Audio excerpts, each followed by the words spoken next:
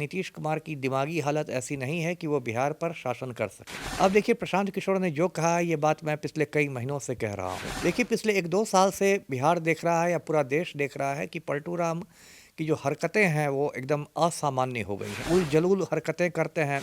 आजकल उनमें एक नई बीमारी हो गई है कि जिसका वो पैर पकड़ने दौड़ते हैं। वो भी उनके सचिव को याद दिलाना पड़ेगा कि हुजूर आप केरल के नहीं, बिहार के मुख्यमंत्री। कि राज्यपाल को एक मेडिकल बोर्ड का गठन करना चाहिए जिसमें 3 बड़े-बड़े डॉक्टर हों। बिहार के 90 के दशक में लालू यादव को हरा के 2005 में बिहार की सत्ता पर नीतीश कुमार काबिज हुए थे। कई दफा ऐसा भी घटना सामने आई कि नीतीश कुमार आरजेडी, कभी बीजेपी के साथ भी गए। इस पूरे घटनाक्रम के बाद आज बिहार में नीतीश कुमार बीजेपी के साथ मिलकर चुनाव चलाने का काम कर रही है। लेकिन नीतीश कुमार काफ़ी शालीन और गंभीर नेता के रूप में जाने जाते थे, लेकिन हालिया दिनों में उनका जो कार्य रहा है, उनका जो बयान रहा है, वो लगातार सुर्खियों में रहा है। इसको लेके कहीं ना कहीं उनके मानसिक संतुलन पर भी जो विपक्ष के जो नेता हैं या अन्य नेता सवाल उठाते रहे। उसी कड़ी में प्रशांत किशोर, जो नीतीश कुमार के रणनीतिकार के रूप में भी काम करते थे, लेकिन अब उन्होंने नई नवेली पार्टी का निर्माण जन स्वराज के नाम से किया। और जिस प्रकार से लगातार पीके जो है वो नीतीश कुमार पर हमलावर हैं, पीके का एक बयान फिर से बिहार की सियासत को गरमाने का काम किया है और सीधे तौर पे कहा है कि नीतीश कुमार को इलाज की जरूरत है। इन तमाम मुद्दों पे बात करने के लिए हमारे साथ पूर्व आईपीएस अमिताभ दास जी हैं। नीतीश कुमार जी काफ़ी शालीन और गंभीर नेता के रूप में 2005 में जाने जाते थे सर, लेकिन सदन में जिस प्रकार से महिलाओं को लेकर टिप्पणी किया, कई ऐसे हरकतें उनकी सामने आई। प्रशांत किशोर जो उनके रणनीतिकार थे, अब तो अलग पार्टी चला रहे, वो भी नेता बन गए।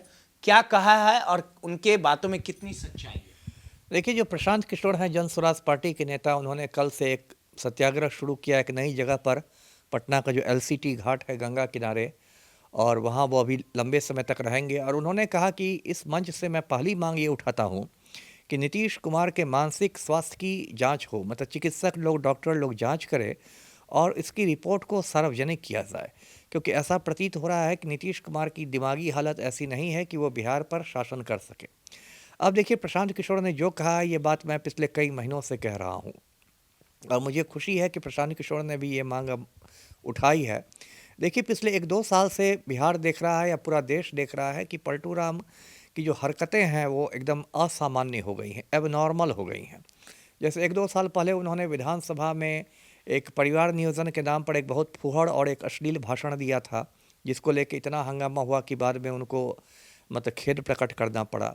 ऐसे वो कुछ करते रहते हैं। एक बार महावीर चौधरी की श्रद्धांजलि सभा में गए 1-2 साल पहले, वहाँ उनको फूल चढ़ाना था महावीर चौधरी की तस्वीर पर, तो पलटू राम ने फूल चढ़ा दिए उनके बेटे अशोक चौधरी के सर पर जाकर। तो इस तरह की उनकी हरकतें, उल-जलूल हरकतें करते हैं। आजकल उनमें एक नई बीमारी हो गई है कि जिसका वो पैर पकड़ने दौड़ते हैं, है ना। कभी कहेंगे किसी ठेकेदार के पीछे दौड़ने लगेंगे कि मैं आपके पैर पकड़ लूँगा, और उनको सीनियर आईएएस अधिकारी लोग रुकते रहते हैं मुख्यमंत्री को कि रुक जाइए सर, रुक जाइए सर, और मुख्यमंत्री दौड़ लगा रहे हैं कि मैं पैर पकड़ लूँगा। कभी किसी का पैर पकड़ने लगते हैं। तो कुल मिला के ये देखा जाए कि एक लोगों में संदेह हो गया है कि भाई सब कुछ ठीक नहीं है इनकी दिमागी हालात के साथ। 13 करोड़ जनता के, वही मैंने कहा ना कि बिहार में 13 करोड़ जनता है, इतने बड़े राज्य के मुख्यमंत्री हैं, और कुछ दिन बाद ये भी भूल जाएंगे कि मैं बिहार का मुख्यमंत्री हूँ कि केरल का मुख्यमंत्री हूँ। वो भी उनके सचिव को याद दिलाना पड़ेगा कि हुजूर आप केरल के नहीं, बिहार के मुख्यमंत्री हैं। तो ये तो बहुत चिंताजनक बात है।